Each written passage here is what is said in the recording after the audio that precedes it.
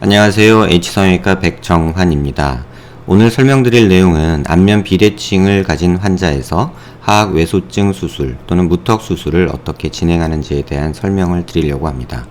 왼쪽 사진에서 보다시피 이 환자분은 오른쪽으로 턱끝이 이동한 안면 비대칭을 갖고 있습니다. 정면에서 보시면 입꼬리 높이도 좌우측이 조금 다르고 우측이 약간 높은 상태고요.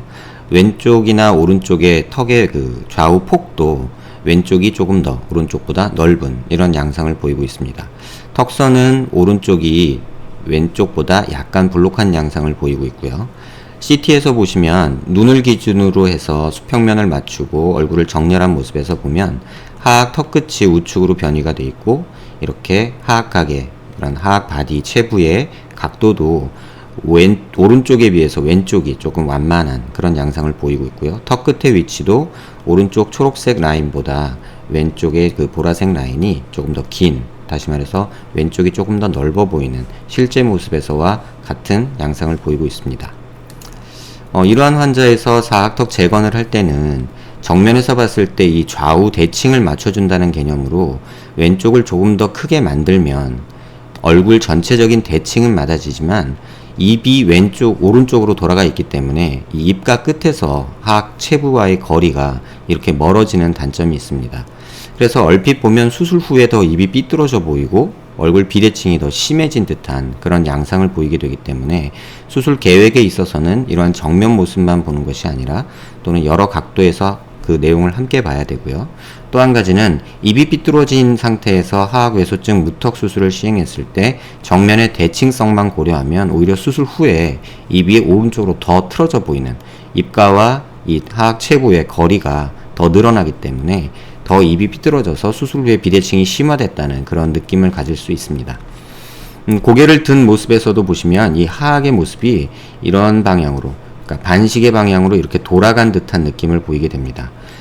앞으로 전졸된, 앞으로 튀어나온 모양도 오른쪽은 좀 많이 튀어나온 데 반해서 왼쪽은 길이가 길어지면서 이 돌출이 약해지는, 그래서 지금 주황색으로 표시된 것처럼 턱이 많이 앞으로 나가줘야 되는 그러한 모습을 보여주고 있습니다. 하악의 위치나 어떤 얼굴의 비대칭에 있어서는 크게 위치의 변화는 없지만 이렇게 틀어진, 뒤틀린 양상의 하악을 갖고 있기 때문에 무조건 이것을 정면으로 맞추려는 그런 계획을 하는 것은 이 왼쪽 사진에서 설명드린 것과 같이 옳지 않은 것 같습니다. 측면에서 보시면 이렇게 엑스레이 이미지와 실제 사진을 오버래핑해서 이 부족한 어떠한 하악의 돌출 정도, 턱끝의 돌출 정도를 측정해 보면요. 이상적으로는 코끝과 아랫입술을 연결한 이 직선이 이 턱끝이 위치해 있을 때 비율이 좋다고 일반적으로 얘기를 합니다. 그러한 기준으로 일단 크게 그림을 그려보면 이 선에서 이 턱끝의 부족한 돌출량은 한 16mm 정도가 되죠.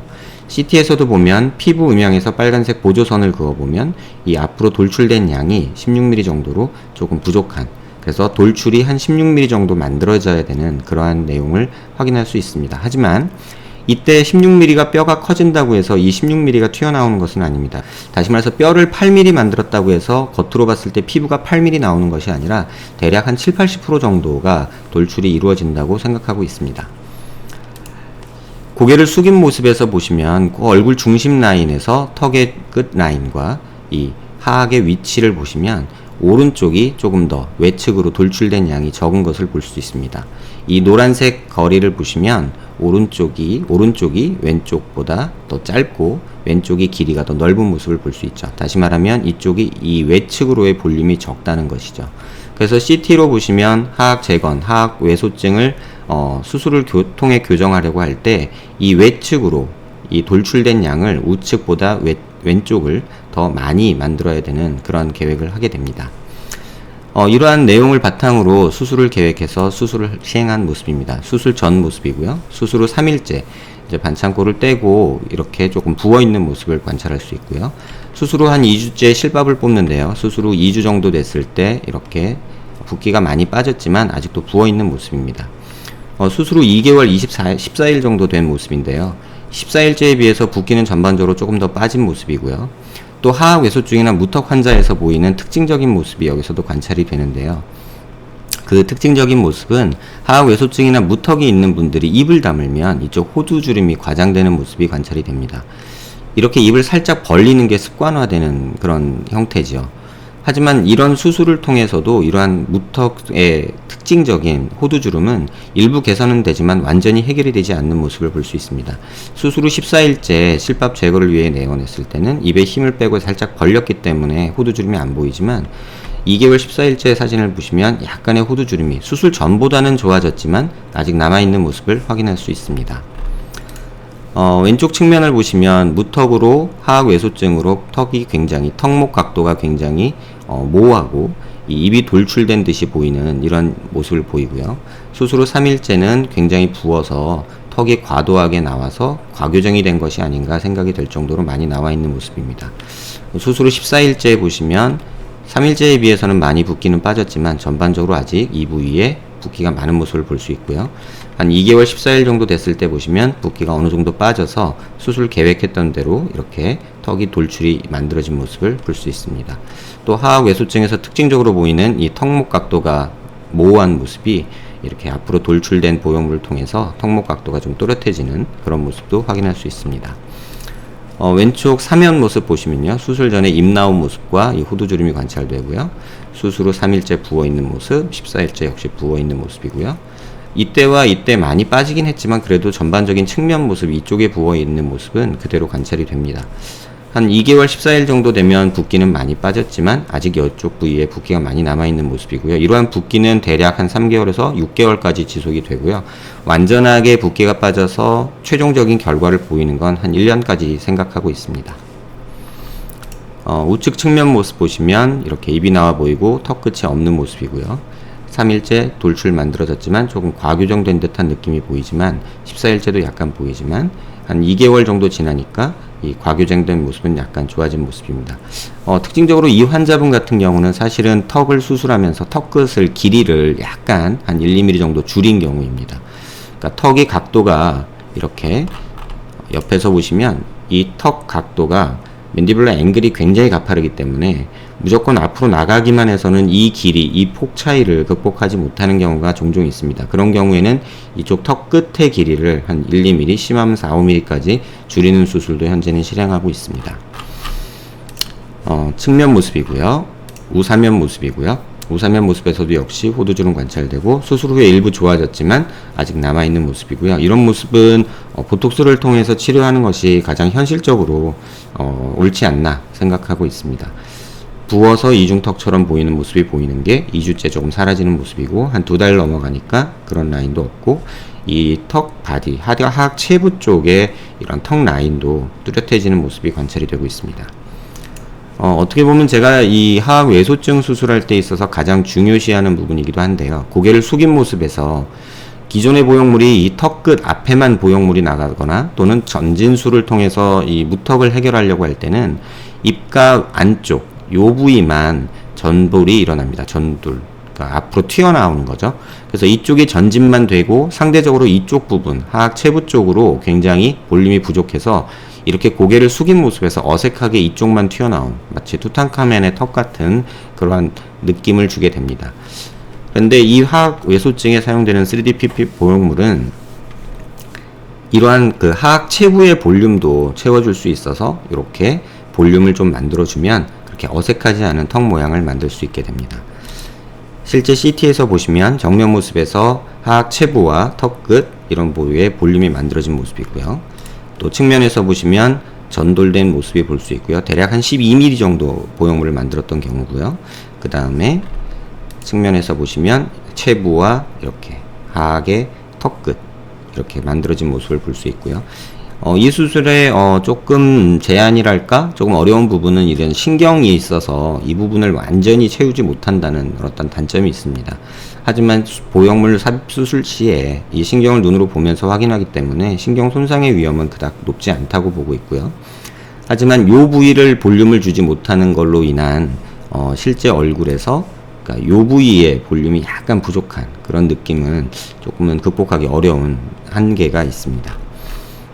오른쪽 사면 모습이고요. 이 사진 보시면은 오른쪽이 턱이 작고 왼쪽이 큰데 왜 이거를 맞춰서 재건을 하지 않았냐라고 질문 주실 수 있는데요. 앞서 설명드린 대로 하악외소증 환자에서 이 비대칭을 무조건 교정하기 위해서 볼륨 위주로 가다 보면 입이 위치가 변하지 않은 채로 이 턱의 라인이 변화되면 오히려 정면에서 입이 더 틀어져 보이는 현상이 생기게 됩니다. 그래서 실제 수술에서도 이 보형물을 만들 때 완전히 이렇게 대칭을 만들려고 하기보다는 얼굴이 휘어진 축을 따라서 어느 정도 그 축을 약간은 극복하면서 그 중간 어디쯤을 택하게 됩니다. 또 이 사진에서 잘 보시면 요 부위 보시면요, 이 튀어나온 턱뼈가 없어진 모습을 확인하실 수 있습니다. 그래서 길이도 한 2-3mm, 1-2mm 정도 줄였던 그런 경우입니다. 측면에서 보신 모습이고요. 고개를 든 모습에서도 보시면 이러한 이렇게 오른쪽으로 약간 턱끝이 돌아간 모습을 보이는 것을 어느 정도 완전히는 교정하지 않지만 어느 정도 왼쪽으로 약간 볼륨을 더 줘서 교정한 모습이고요. 또 턱끝이 길이가 요 부위부터 요 부위까지, 그러니까 여기서부터 여기까지 길이가 어느 정도 한 2mm에서 3mm 정도 이렇게 삭제가 돼서 길이를 짧게 만든 경우입니다. 고개를 숙인 모습에서도 이렇게 체부 쪽에 볼륨을 많이 주기 때문에 실제 모습에서 고개를 숙인 모습에서도 이쪽에 볼륨이 생기는, 그래서 이쪽 입가와 이 거리를 보시면 수술 후에 많이 증가한 모습을 볼 수 있습니다. 그래서 이 부분에 볼륨이 생기지 못하는 턱끝 보형물이나 전진술은 이 부위의 볼륨이 필연적으로 더 부족해지는데요. 2차 각을 제거하면서 또 더 그렇게 되죠. 그래서 그런 부분을 극복할 수 있는, 다시 말하면 교정량이 많을 때, 전진량이 많이 필요할 때 기존의 보형물이 해결하지 못했던 그러한 부분까지 해결할 수 있는 게 이 3D 프린팅을 활용한 보형물의 특징이라고 할 수 있겠습니다. 오늘 포스팅에서 가장 중요시 말씀드리고 싶은 부분은 안면 비대칭 환자에서 수술을 계획할 때 무조건 그 비대칭을 극복하기 위해서 대칭성을 회복하려고만 수술을 해서는 안 된다는 생각입니다. 그 이유는 얼굴 축이 틀어져 있는 환자에서 겉면만을 어떻게 맞추겠다고 이런 식으로 수술 계획을 했다가는 입의 위치가 변하지 않는데 얼굴형만 대칭을 만들어 놓으면 입이 삐뚤어져서 상대적으로 실제 모습에서는 더 삐뚤어지게 보이게 되기 때문입니다. 가장 이상적인 수술 계획은 사실 양악을 통해서 얼굴 입의 위치를 중심 라인에 갖다 놓고 턱의 위치를 중심 라인에 갖다 놓은 후에 전체적인 얼굴형을 어떤 3D 보형물이나 어떤 것을 수술적 조작을 통해서 그 대칭성을 맞추는 것이 중요하지만 사실 현실적으로 이 수술을 동시에 진행할 수는 없습니다. 왜냐하면 양악 수술은 뼈를 절골을 해서 뼈를 붙이는 과정이 필요한데 그 뼈가 완전히 붙을 때도 약간 변형이 일어나게 됩니다. 그래서 그런 변형이 완전히 이루어진 후에 볼륨 부족분에 대해서 보형물 삽입이 이루어져야지 양악 수술과 이런 3D 보형물 수술을 현재로서는 동시에 진행하기 어려운 단점이 있습니다. 이 환자의 경우에 있어서는 양악 수술에 대해서 아예 고려를 하지 않았기 때문에 지금 보형물 수술을 했고요. 제게 오시는 대부분의 환자들은 실리콘 보형물 수술이나 턱끝 전진술 수술을 받으신 후에 오시는 경우가 많은데요. 그러한 경우에 있어서도 수술이 완료가 되고 턱뼈가 전진술을 했을 경우에는 뼈가 완전히 붙은 후에 수술을 진행하지, 수술하고 나서 일주일, 한 달 된 상태에서 뼈가 완전히 붙지 않은 상태에서 이러한 수술을 진행할 수는 없습니다. 안면 비대칭이 참 복잡하고 이해하기 힘든 부분이 많지만 어떤 외형적인 개선이냐 아니면 기능적인 개선이냐의 선택에서는 기능적 개선이 먼저 중요한 것이 되겠고요.